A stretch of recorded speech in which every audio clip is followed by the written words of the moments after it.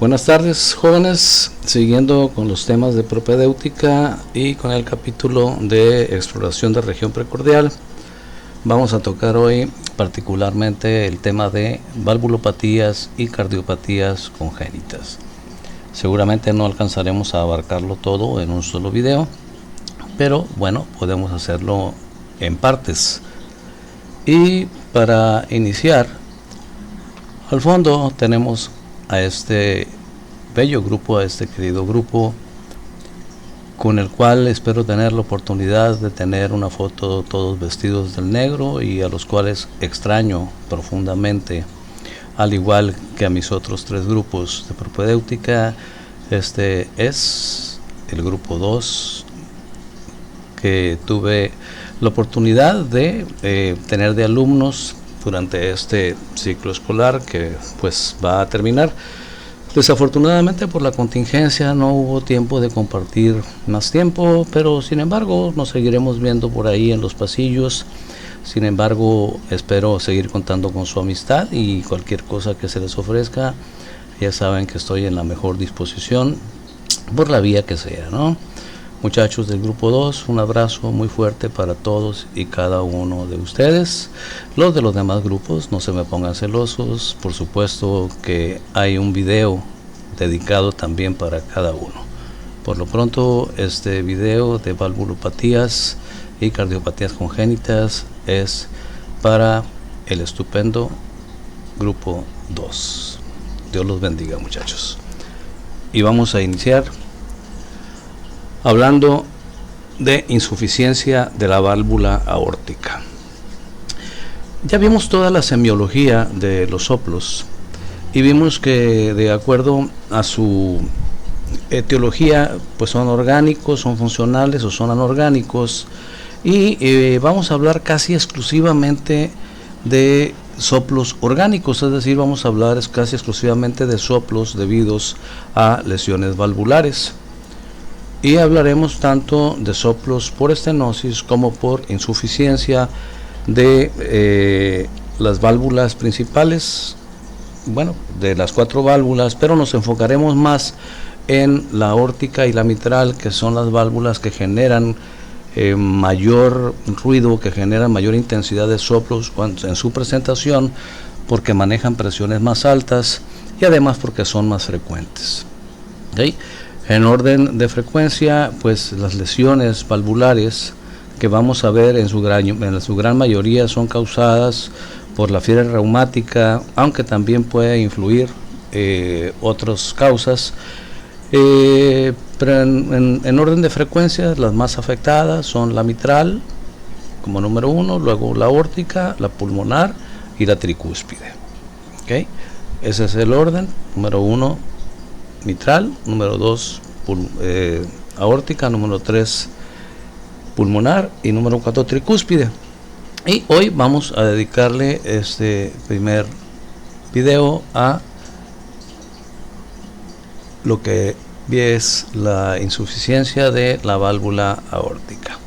Bien, para iniciar diremos que la insuficiencia de la válvula aórtica se produce por un cierre defectuoso de la válvula que genera una fuga o regurgitación de sangre desde la aorta hacia el ventrículo izquierdo en cada latido. Es decir, en el momento en que se debe de cerrar la válvula aórtica, que es al inicio de la diástole, debe cerrarse herméticamente y no permitir que pase sangre de la arteria aorta hacia el ventrículo izquierdo a manera de reflujo. Sin embargo, hay ocasiones en que la válvula aórtica se vuelve insuficiente y entonces genera una fuga de sangre que a su vez va a generar, esto por lógica, una sobrecarga de volumen en el ventrículo izquierdo con el tiempo pues va también a ocasionar que este ventrículo izquierdo se dilate, se hipertrofie y nos genere problemas bastante serios.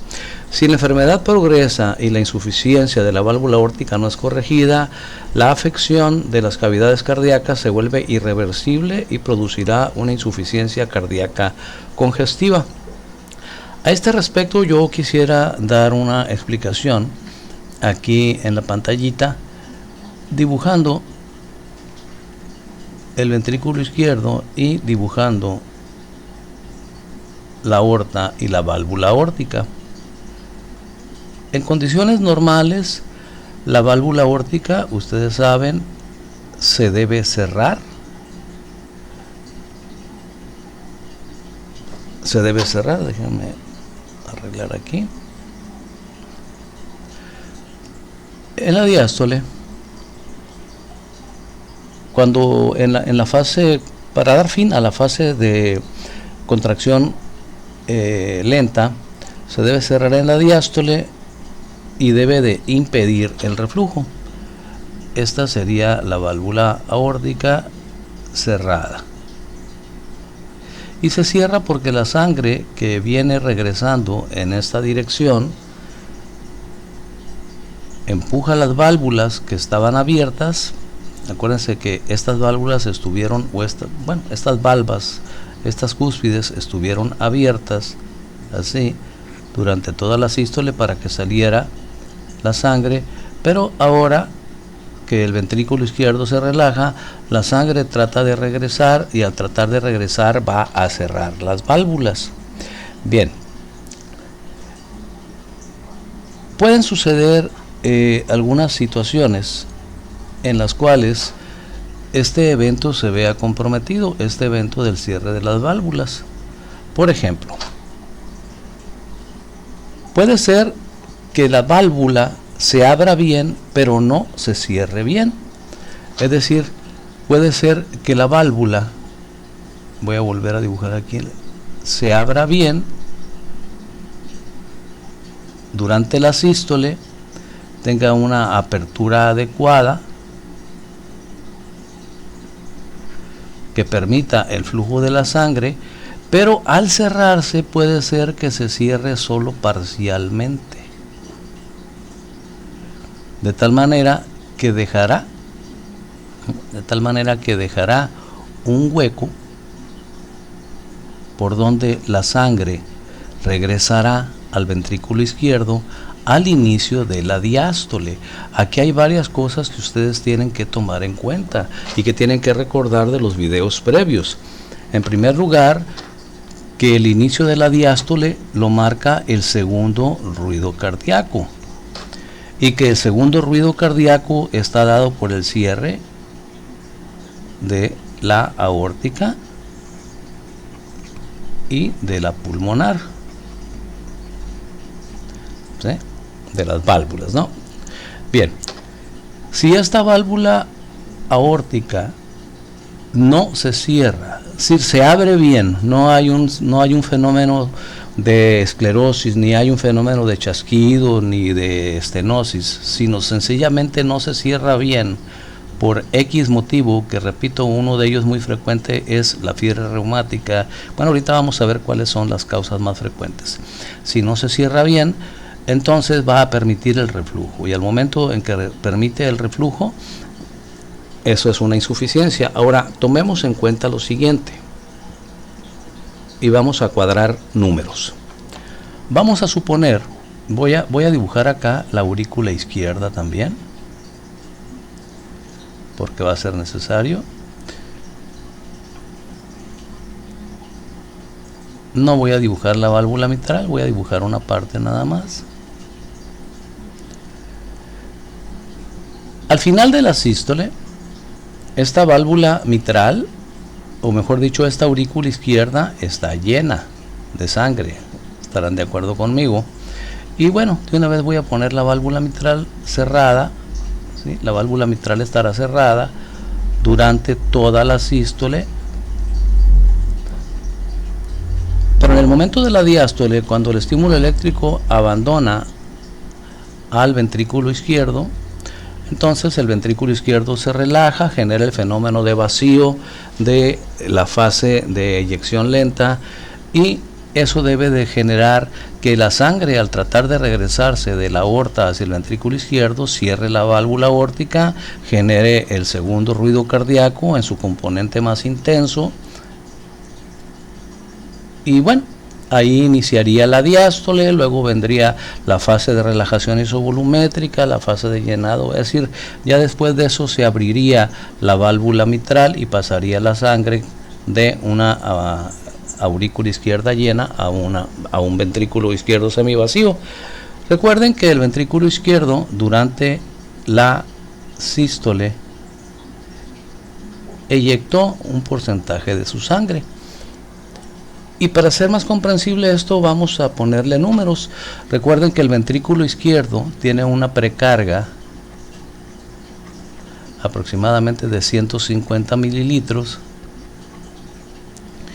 Y si de esos 150 mililitros eyectara, digamos que el 60%, para poner números claros, entonces eyectaría 90 mililitros. ¿Estamos de acuerdo?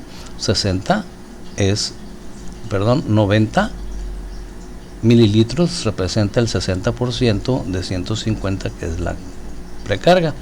Entonces, si eyecta 90 mililitros, se queda con una fracción residual de 60 mililitros, porque 60 mililitros y 90 mililitros nos dan los 150 mililitros de la precarga inicial. Eyectó 90, se queda con 60. Lo que normalmente debe de suceder es que durante las fases, ahora voy a abrir la válvula mitral, durante las fases de llenado ventricular rápido, llenado ventricular lento y contracción auricular, toda la sangre que tenía la aurícula izquierda pase al ventrículo, y en total le debe pasar alrededor de 90 mililitros, de tal suerte que el ventrículo vuelve a tener, a final de cuentas, entre los 60 de la fracción residual y los 90 de la cantidad de sangre que le mandó la aurícula izquierda a este ventrículo, sumarían nuevamente 150. Pero aquí viene una situación que tenemos que tomar en cuenta. Está habiendo reflujo, porque la válvula aórtica está insuficiente. Y si hay reflujo, vamos a ponerle números imaginarios para tratar de entenderlo con un ejercicio. Vamos a suponer que de estos 150 que eyectó, vamos a suponer que se le regresan 50. Entonces, yo tendría los 60 de la fracción residual, los 90 de la diástole ventricular que llegan de la aurícula, más los 50 que se refluyen. Entonces, en total, ya no tendría 150, sino tendría una precarga, ¿sí? Tendría una precarga elevada de 200 mililitros, porque 90 y 60, 150 y 50 que refluyeron son 200. Esto me va a sobrecargar el ventrículo izquierdo. Aquí estarán de acuerdo conmigo que voy a tener una precarga alta, y el hecho de que la sangre se haya regresado de la arteria aorta hacia el ventrículo hará que las resistencias periféricas disminuyan. Las resistencias periféricas, que es, ya saben ustedes, la postcarga o la presión diastólica, que normalmente es de 80 milímetros de mercurio, seguramente disminuirá. Pero ahorita estamos enfocándonos en lo que es la lesión de la válvula y los cambios hemodinámicos y patológicos que me representa. Bien, ¿están ustedes de acuerdo conmigo que si ahora este ventrículo izquierdo tiene una precarga de 200 mililitros en lugar de 150, sus paredes se van a distender más? Yo creo que todos están de acuerdo conmigo. Al haber más volumen sanguíneo de precarga, habrá una mayor distensión de esas paredes ventriculares. Y están de acuerdo conmigo ustedes en que, de acuerdo con la ley de Frank-Starling,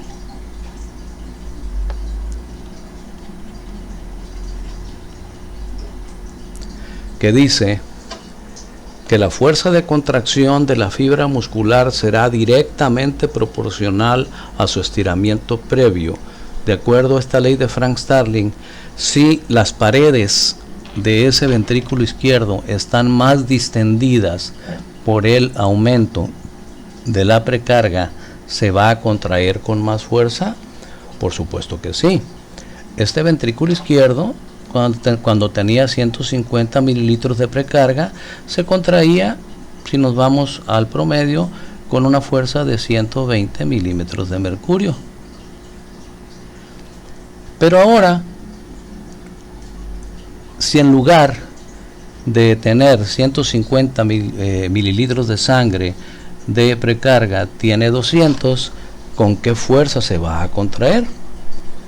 Pues podemos aplicar, si ustedes se regresan a lo que alcanzamos a ver el semestre pasado, el índice de Lian, podemos aplicar el índice de Lian, y si se contrae con una fuerza de 200,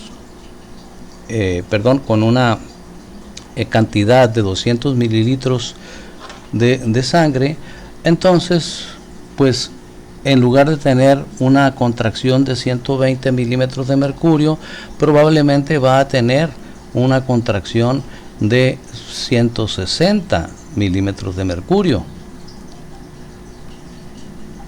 Es decir, aplicando la ley de Frank Starling, a mayor distensión de la fibra muscular, mayor presión de contracción. Ya no se va a contraer con 120, se va a contraer con 160, ¿sí? Sería más o menos la proporción, 160 contra una postcarga o contra una presión diastólica baja, por lo que acabo de explicar, que ya no será de 80 milímetros de mercurio, a lo mejor va a ser de 40 milímetros de mercurio. Entonces, yo voy a tener en este individuo que tiene insuficiencia de la válvula aórtica una presión sistólica de 160 milímetros de mercurio y una presión diastólica de 40. Todo esto es, digamos, un ejercicio, ¿sí? Es algo inventado para tratar de entender cómo suceden las cosas, es decir, los números son calculados, pero esto es la realidad de lo que pasa en la insuficiencia de la válvula aórtica por el reflujo. Un individuo que tenía una presión arterial de 120 sobre 80, probablemente ahora, debido al reflujo, debido al aumento de la precarga y a la disminución de la postcarga, posiblemente vaya a tener una presión arterial de 160 sobre 40. Y cuando nosotros tenemos a alguien que tiene estas tensiones arteriales o estas cifras tensionales, pues una de las primeras cosas que hay que pensar es insuficiencia de la válvula aórtica. Ahora, estos individuos por lo general andan asintomáticos durante años, manejan presiones discordantes, divergentes, así de este tipo, con una presión sistólica alta y una presión diastólica baja por mucho tiempo, pero invariablemente comprenderemos que va a llegar el momento en que ese reflujo,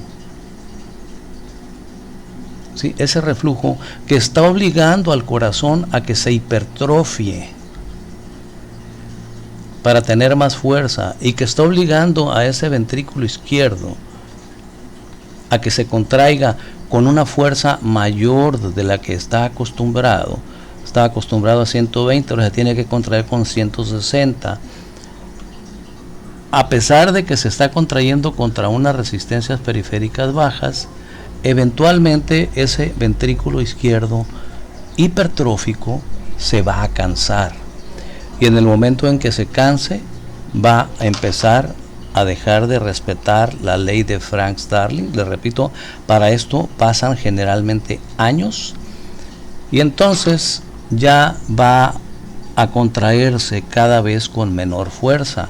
Las paredes del ventrículo van a perder tono en un momento dado. De contraerse 160-40 va a empezar a contraerse 140-40, ¿me explico? pero no porque se esté solucionando el problema. Al contrario, la sobrecarga del ventrículo izquierdo, el aumento de la precarga, sigue estando ahí, pero el ventrículo izquierdo va perdiendo fuerza cada vez más. Y al ir perdiendo fuerza cada vez más, su fracción de eyección va a ir disminuyendo.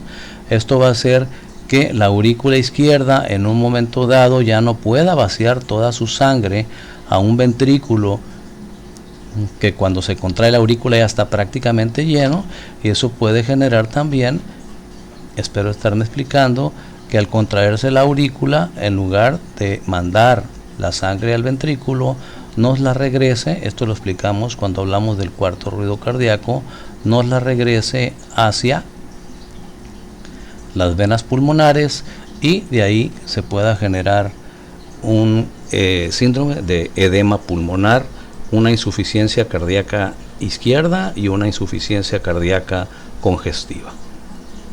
Ahora, esto es lo que sucede hemodinámicamente en la insuficiencia de la válvula aórtica, que les digo es una lesión frecuente, pero que es tolerable durante mucho tiempo. Y es tolerable durante mucho tiempo porque el ventrículo izquierdo está compensando, se está contrayendo con mucha fuerza y contra unas resistencias periféricas bajas, pero esa fuerza de contracción tan grande debido a la ley de Frank-Starling, al aumentar la precarga, eventualmente hará que el ventrículo izquierdo se hipertrofie y eventualmente el ventrículo izquierdo se vaya cansando, claudique, caiga en deficiencia del ventrículo izquierdo y luego en insuficiencia del ventrículo izquierdo, hasta que llegue el momento en que rebose y ya la aurícula izquierda no tenga espacio para mandarle sangre.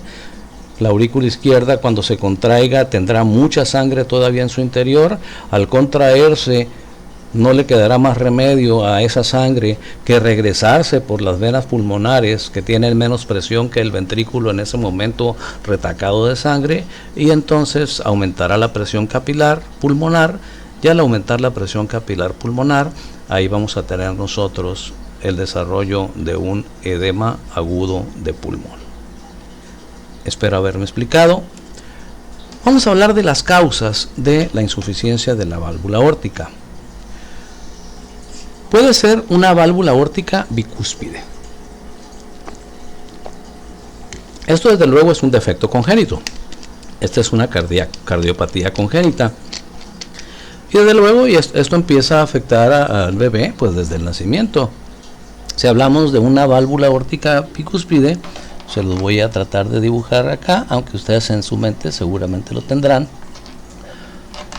La válvula aórtica normalmente tiene un anillo fibroso, del cual ya hablamos,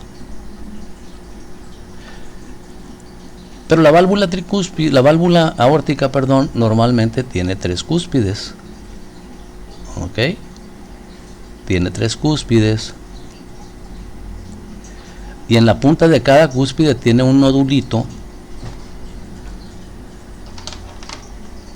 En la punta de cada cúspide tiene un nodulito. Aquí, aquí y aquí, que hace que se cierren herméticamente, que hace las funciones de las cuerdas tendinosas, ¿ok? Y los músculos papilares en las válvulas auriculoventriculares. Esos tubérculos se llaman tubérculos o nódulos, tubérculos o nódulos de Arancio. Seguramente han oído ustedes eso. Pero ¿qué sucedería si la válvula aórtica, en lugar de tener 3 cúspides, tuviera únicamente 2? Y esto estuviera hueco. Bueno, pues es obvio. Durante la sístole se abrirán las 2 cúspides. Durante la diástole se cerrarán las 2 cúspides, pero por este orificio que queda libre porque no está la cúspide que debería de estar ahí, va a refluir la sangre hacia el ventrículo izquierdo, Y esto es una insuficiencia de la válvula aórtica que pues desde luego es congénita y empezará a darle problemas al niño desde pues su infancia o desde sus primeros años de vida. No se les olvide, los nódulos se llaman nódulos o tubérculos de Arancio. Bien, dilatación del anillo valvular, lo explicamos en su momento también. Si el anillo, que debe estar así, por una hipertrofia del ventrículo izquierdo o por alguna otra patología está demasiado amplio, el anillo fibroso, que es parte del esqueleto cardíaco, entonces las válvulas al cerrarse no van a alcanzar a ocluir sus cúspides y quedará un espacio libre. Estas son las tres cúspides. Quedará todo este espacio libre por el cual la sangre refluirá al ventrículo izquierdo en el momento en que debe de cerrarse. Esta también es una insuficiencia de la válvula aórtica. ¿Ok? Tanto esta como esta son insuficiencias de etiología funcional. Estas son funcionales. ¿Por qué? Porque las válvulas no están patológicas. Esta está bien, se abre y se cierra bien, pero pues le falta un pedazo. Y esta se abre y se cierra bien, pero pues el anillo fibroso al distenderse separó las cúspides y dejó un hueco ahí. ¿Ok? Es decir, en estos dos ejemplos que acabo de poner, las valvas se abren y se cierran, pero de cualquier forma dejan un espacio para el reflujo. ¿Por qué? Porque hay algo que está generando que no haya un cierre hermético. La fiebre reumática, la endocarditis bacteriana infecciosa, la disección de la aorta, el síndrome de Marfan, la espondilitis anquilosante, problemas congénitos como el que acabo de mencionar ahorita, algunas enfermedades autoinmunes como el lupus eritematoso sistémico y por supuesto la hipertensión arterial. Nada más que en el caso de la hipertensión arterial, el mecanismo sería otro, igual que en la fiebre reumática. En la fiebre reumática, muchachos, lo que sucede es, voy a volver a dibujar, nomás que ahora lo voy a hacer más gruesa la aorta. El problema en la fiebre reumática muchas veces es que la válvula se abre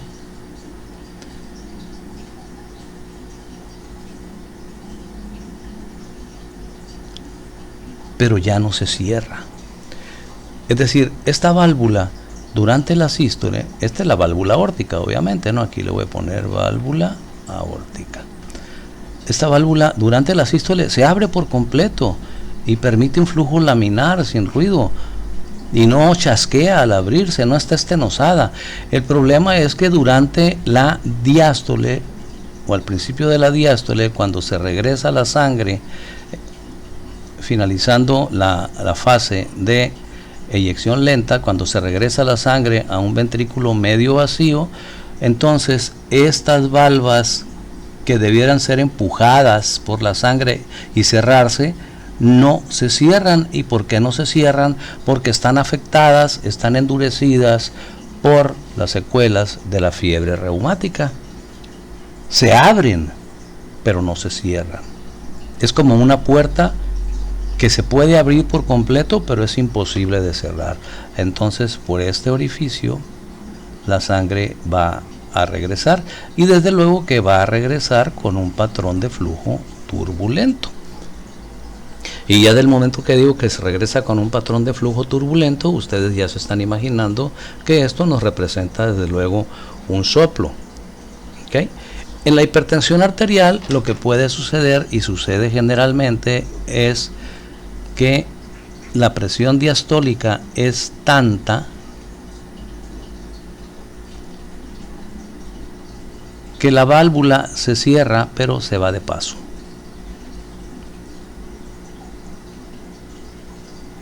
¿Okay? En un paciente con cardiopatía hipertensiva va a haber reflujo por un prolapso. Esto se llama prolapso de la válvula aórtica. Prolapso es que se abra para el otro lado. O sea, normalmente debe abrirse hacia la aorta para permitir el flujo de sangre de ventrículo izquierdo a aorta durante la sístole, pero si la presión diastólica es muy alta, si las resistencias periféricas son muy altas, los nódulos de Arancio que están en sus cúspides se pueden volver insuficientes para sostenerse y aguantar el embate firme ahí unidos, y entonces se abren en sentido contrario y por supuesto permiten el reflujo. Es decir, una válvula prolapsada se abre como se debe de abrir durante la sístole, hablando de la válvula aórtica, pero durante la diástole se abre en sentido inverso y permite al prolapsarse el reflujo. Esto sucede mucho en la hipertensión arterial. Vean ustedes, independientemente de la causa, que ya vimos cuáles son las principales causas,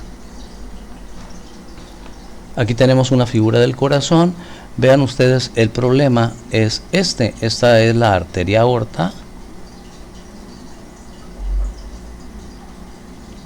este es el ventrículo izquierdo, y el problema va a ser que durante la diástole siempre quedará un orificio, por el motivo que sea, ya sea porque se prolapsó la válvula o no se pudo cerrar, y por ese orificio la sangre va a refluir a un ventrículo, que le faltó aquí poner el charquito de sangre, con un volumen residual, al cual le llegará sangre de la aurícula izquierda, y aparte habrá que sumarle la sangre que refluya, y tendrá una precarga muy alta, ¿okay? Que acorde con la ley de Frank-Starling, como ya lo mencionamos, va a aumentar su fuerza de contracción. Aquí en una vista superior, aquí vemos, vean qué bonita, la válvula pulmonar cerradita. La válvula pulmonar también tiene sus nódulos, nomás que se llaman nódulos de Morgagni.